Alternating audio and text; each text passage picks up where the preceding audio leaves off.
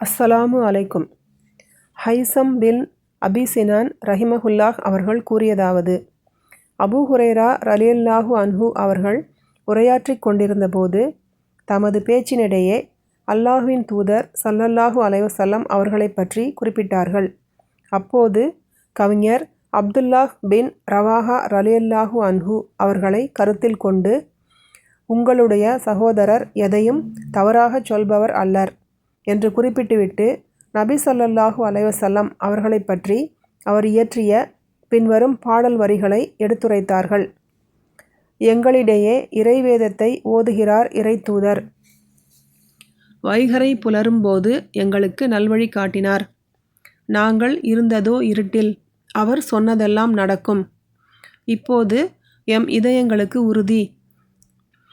இரவில் அவர் விலா படுக்கைக்கு அந்நியம். இணை வைப்பாளர்களோ மஞ்சங்களில் தஞ்சம்.